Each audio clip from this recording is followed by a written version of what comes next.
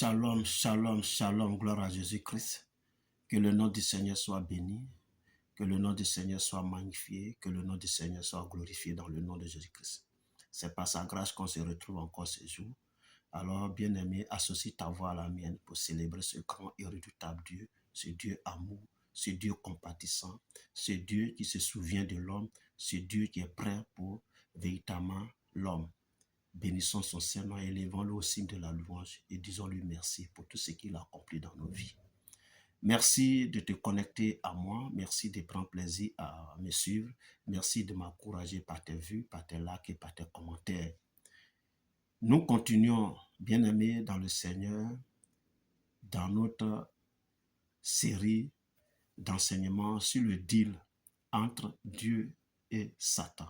Alléluia. Donc, pour rappel, l'homme a désobéi à Dieu en écoutant la voix du serpent. Le serpent était animé par un esprit impur, le diable, n'est-ce pas?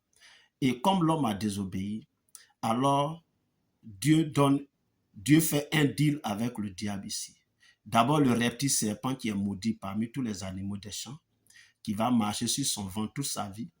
Mais derrière, Dieu dit au serpent, le diable, voilà, parce que dans la Bible, quand on lisait bien, on parle de serpent ancien, de Léviathan, le dragon, tout ça c'est le diable, alléluia. Donc quand on parle de serpent, c'est aussi le symbole du diable.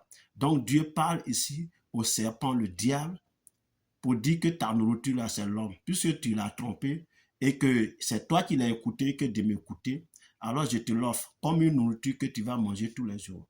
Mais sache quelque chose, que comme c'est par la femme qui est passée là, alors la femme aura une postérité. Et cette postérité va écraser ta tête. Et toi, tu vas mordre son talon. Et Dieu va te mettre en marche le processus de la venue donc de cette postérité de la femme. Et on l'a vu la dernière fois, la postérité de la femme, c'était donc en la personne de Jésus de Nazareth.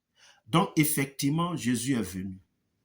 Jésus est né d'une vierge. Jésus a été conçu. Jésus, il a grandi. Jésus a commencé son ministère. Alléluia. Jésus s'est fait des disciples. Jésus prêche. Et son premier message qu'il a donné, il dit, répentez-vous, car le royaume des cieux est proche. C'est le premier message, la repentance. Il est donc venu enseigner la repentance. Alléluia. L'objectif, c'est la repentance. Ça, c'est le message. Mais derrière, c'est-à-dire, à côté de cet objectif principal-là, il fallait accomplir quelque chose de très, très, très, très important. Amen. Et qu'est-ce qu'il devait faire? Il fallait que Jésus aille donc à la croix. Amen. Il fallait qu'il aille à la croix. Amen. Il fallait que Jésus aille donc à la croix. Ça faisait partie. Il fallait qu'il aille à la croix. C'est pourquoi Jean-Baptiste, le voyant, pour la première fois, dit, voici l'agneau de Dieu qui ôte le péché du monde. C'est vrai, Jésus est venu ôter le péché du monde, n'est-ce pas? C'est lui qui allait être le mouton de sacrifice, l'agneau du sacrifice. C'est lui qui allait être immolé, donc tué pour nous. Amen. De la même manière, en Égypte, quand les Israélites devraient donc quitter l'Égypte, ils devraient sacrifier donc un animal, mettre le sang de cet animal-là sur les linteaux des portes et des fenêtres, pour que quand l'ange de la mort va passer, quand il va voir le sang, il va passer outre là. De cette même manière aussi, Jésus devrait sacrifier et son sang allait donc protéger beaucoup de personnes. Amen. Gloire à Jésus-Christ. Voilà. Donc, la Bible dit que vous qui étiez morts par vos offenses et par les circoncisions de votre chair, il vous a rendu à la vie avec lui en nous faisant grâce pour toutes nos offenses. Parce que le péché là, c'est la désobéissance. Et la désobéissance est une rébellion devant Dieu. Dieu aime qu'on marche avec sa parole. Donc, depuis le jardin où Adam et Ève ont désobéi à Dieu, la désobéissance est rentrée dans l'humanité. Et l'homme ne fait que désobéir, l'homme ne fait que suivre sa propre voie, l'homme ne fait que marcher selon le penchant de son cœur. Et ça déplaît à Dieu. Mais Dieu, dans son amour infini pour l'homme, Dieu ayant créé l'homme particulièrement, spécialement. C'est-à-dire la créature humaine, elle est spéciale aux yeux de Dieu parce qu'il y a du Dieu en l'homme. C'est selon son image et selon sa ressemblance que nous avons été créés. Dieu ne pouvait pas nous laisser éternellement entre les mains du diable. Voilà pourquoi dans le deal, il dit la postérité, ta femme va écraser ta tête. Alléluia. Donc va te tuer. Amen. Mais là, Dieu, vous savez, et quand il dit sa parole, quand il dit quelque chose, lui-même, il obéit à ça. Il respecte ça, n'est-ce pas? Voilà. Il veille sur sa parole pour l'exécuter. Donc, forcément, l'homme demeure la nourriture du diable. Il n'y a pas de problème. Puisque le diable doit mourir, doit se nourrir de la poussière toute sa vie, chaque jour de sa vie. Donc, l'homme demeure la nourriture du diable. Mais comment échapper à ça? Moi, en tant qu'humain, comment je vais échapper pour ne pas être la nourriture du diable? Parce que le diable, lui, vient pour égorger, lui, vient pour détruire, lui, vient pour ruiner, lui ne vient pas pour aider, lui ne vient pas pour donner la vie en abondance. Alors, comment moi, en tant qu'homme, je vais procéder, n'est-ce pas? Comment je vais faire pour que je ne sois plus la nourriture du diable? C'est là que Jésus vient. En fait, Jésus apporte la solution. Alors, qu'est-ce que Jésus fait pour que moi, personnellement, je sois maintenant fort que le diable et que le diable me voit comme plus fort que lui et qu'il ne vienne pas tout le temps m'embrouiller pour faire de moi sa nourriture? Voici la question. Et la Bible nous dit quoi? Qu'à la croix là, Christ a effacé l'acte dont les ordonnances subsistaient contre nous et qui nous condamnaient. À la croix, là, il a dépouillé les dominations, les autorités et les a livrées publiquement en spectacle. Donc Jésus, en allant à la croix, il a écrasé effectivement la tête du serpent. C'est ce que ça veut dire. Il a effectivement écrasé la tête du serpent. Donc le diable est affaibli. Le diable, bon, je vais dire, il est même mort. Spirituellement, il est mort. Mais, amen, spirituellement, il est mort. Mais le diable, il est mort uniquement pour ceux qui placent leur foi en Dieu, en Jésus notamment. Voilà pourquoi la Bible dit, car Dieu a tant aimé le monde qu'il a donné son Fils unique, afin que quiconque croit en lui ne périsse point, mais qu'il ait la vie éternelle. Alléluia. Afin que quiconque croit en lui ne périsse point, mais qu'il ait la vie éternelle. Alléluia. Et voici la suite. Il dit quoi? Dieu, en effet, n'a pas envoyé son Fils dans le monde pour qu'il juge le monde, mais pour que le monde soit jugé par lui. Celui qui croit en lui n'est point jugé, mais celui qui ne croit pas est déjà jugé parce qu'il n'a pas cru au nom du Fils unique de Dieu. Amen. Donc, du coup, ici, le truc, c'est quoi? Le truc, c'est que quand tu crois en Jésus, alors la victoire que Christ a acquise à la croix sur le diable en écrasant sa tête là, tu en profites. Donc pour toi, le diable est mort, il n'a plus d'effet sur toi. Mais si tu ne crois pas, alors tu continues d'être la nourriture du diable. Donc le diable va continuer à te poursuivre parce que tu es sa nourriture. Et quand lui vient, attends, quand on attrape poulet là, on le pousse là dans les gorges, alléluia. Donc il vient pour égorger, il vient pour détruire. C'est ça. Le diable, c'est son rôle. Dieu lui a donné, ça dit que ce deal-là, le diable domine dedans. C'est lui. Donc nous, les humains là, Dieu nous donne la solution pour échapper désormais au diable. Mais en croyant en Jésus, en plaçant notre foi en Jésus. C'est quoi il a dit à ceux qui l'ont reçu, à ceux qui croient en elle, il leur a donné le pouvoir de devenir enfants de Dieu. Donc quand tu crois, tu deviens enfant de Dieu. Et dès l'instant tu deviens enfant de Dieu, alors tu as la victoire sur le diable. Amen. Tu as la victoire sur le diable. Et tu n'es plus sa nourriture.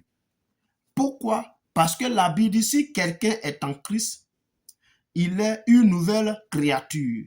Les choses anciennes sont passées, voici toutes choses sont devenues nouvelles. Donc c'est comme si Dieu te crée à nouveau. Tu es une nouvelle création, tu es une nouvelle créature. N'est-ce pas? Tu n'es plus l'ancienne version, l'ancienne créature qui était la nourriture du diable. Tu n'es plus cette version-là. Tu n'es plus cette créature qui était la nourriture du diable. Tu es devenu une nouvelle créature. C'est maintenant Dieu t'a créé parce que tu crois en Jésus. C'est maintenant Dieu t'a créé. Et donc, cette nouvelle créature que tu es là, tu n'es plus la nourriture du diable. Voilà. Amen. Et du coup, cela t'amène donc à mener une vie que Dieu aime. Désormais, tu n'es plus un enfant désobéissant. Désormais, tu n'es plus un enfant rebelle. Tu marches désormais selon la voie de Dieu. Tu marches désormais selon la parole de Dieu. Tu marches désormais selon les ordres de Dieu. Parce que c'est ce qu'Adam n'a pas pu faire. Dieu a dit, voici ce que vous devez faire. Et ils ont fait le contraire. Ils ont écouté le diable. Dieu a livré donc l'humanité entre les mains du diable. Mais Dieu aime l'homme. Dieu trouve la solution. La postérité de l'enfant Jésus est venue écraser la tête du serpent. Mais le serpent, là, il doit continuer de se nourrir de l'homme. L'homme est sa nourriture. Mais qui échappe donc au serpent, qui échappe au diable pour ne pas être sa nourriture, c'est tous ceux-là qui croient en Jésus. Parce que si tu crois, tu es en Christ. Tu deviens une nouvelle créature. Donc, l'ancienne que tu étais, qui était la nourriture du diable, tu ne l'es plus. Tu es désormais une nouvelle créature qui appartient désormais à Dieu. Amen. Tu appartiens désormais à Dieu. C'est vrai, tu connaîtras la mort physique. C'est vrai, tu vas connaître la mort physique. Ça, c'est vrai. C'est pas faux. Parce que Dieu est dans sa parole. Dieu ne ment pas. Mais Jésus dit, je suis la résurrection et la vie. Celui qui croit en moi vivra quand même il serait mort. Donc, poussière que nous sommes, nous allons retourner dans la poussière. Bon, pas que tout le monde aussi. Parce que le truc, c'est quoi? Quand la trompette va sonner, les vivants aussi seront enlevés qui croient en Christ. Amen. Les morts qui croyaient en Christ, qui sont morts, qui ont connu donc la poussière, ils vont ressusciter. Ça, c'est vrai. Donc, tout le monde ne mourra pas. Mais si tu devais passer de vie à trépas maintenant, sois dans l'assurance que Christ va te ressusciter au dernier jour. Alléluia. Donc, tu vivras éternellement avec ton Dieu. C'est pourquoi, depuis maintenant, je te fais l'appel. Alléluia. Crois au Seigneur Jésus-Christ. Donne-lui ta vie. Aussi longtemps que tu résisteras à ce message, aussi longtemps tu reporteras, c'est-à-dire ton salut à demain, sache que tu continues d'être une nourriture pour le diable. C'est pourquoi le diable va te fatiguer. Et il va te fatiguer, va t'entraîner vers les féticheurs, vers les marabouts, vers les médiums. Parce que tu es toujours à la recherche d'une solution. Or, la solution se trouve avec Jésus. Crois simplement et tu auras la solution.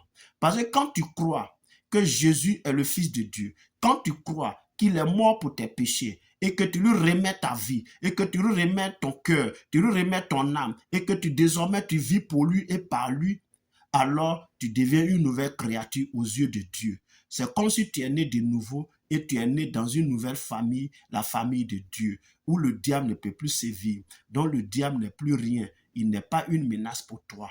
Alléluia. Dieu te protège, Dieu te couvre de ses ailes, Dieu t'environne son feu, Dieu te couvre du sang de l'agneau immolé, ce sang-là qui fait que la mort éternelle ne peut rien te faire également. Le sang de Jésus est sur toi. Donc la mort éternelle, l'enfer là, ce n'est plus pour toi. Alléluia. Parce que l'enfer a été préparé pour le diable et ses anges. Mais le diable veut entraîner plusieurs personnes dedans. C'est pourquoi il travaille à faire de toi une nourriture. Si tu n'acceptes pas Jésus dans ta vie, si tu ne lui donnes pas réellement ta vie et ton cœur, et que tu ne vis pas selon sa parole, tu continues d'être une proie. Tu continues d'être une nourriture pour le diable. Alléluia. Alors si tu n'es pas prêt à donner ta vie, ne fatigue pas les hommes de Dieu et ils vont prier toujours pour toi alors que toi-même tu n'es pas prêt à donner ta vie à Jésus. Parce que c'est ça aussi. Vous venez les fatiguer dans les églises, ils prient pour vous alors que quand vous sortez de là, vous retournez dans le monde. Mais si vous retournez dans le monde, ça c'est le terrain, ça c'est le champ du diable. Donc il va vous poursuivre aussi. Changez de vie. Donnez vos vies à Jésus. Répentez-vous. Croyez en lui. Abandonnez vos mauvaises voies et revenez au Seigneur pour ne pas être la nourriture du diable. Car Christ a déjà payé le prix. Il a écrasé le serpent, la tête du serpent. Si tu crois en Jésus, le serpent, le léviathan, le diable n'a plus d'emprise sur toi. Alléluia. C'est comme ça qu'il fallait comprendre le deal. Le deal que Dieu a fait avec Satan dans le jardin d'Éden. L'homme devient la nourriture du diable, mais Jésus est venu pour détruire le serpent afin que celui qui croit désormais en Jésus ne soit plus la nourriture du diable, mais qu'ils vivent pour Dieu et qu'ils vivent éternellement avec Dieu. J'espère que tu as bien compris ce deal-là et que cela doit t'amener à réfléchir, à méditer et à changer de voie. Alléluia. Partage. Amène d'autres personnes à recevoir ce message. Ça peut les aider. Ça peut les changer. Ça peut leur faire du bien. Sois richement béni. Merci de m'encourager et que Dieu te localise depuis ta position. Au nom de Jésus-Christ. Amen.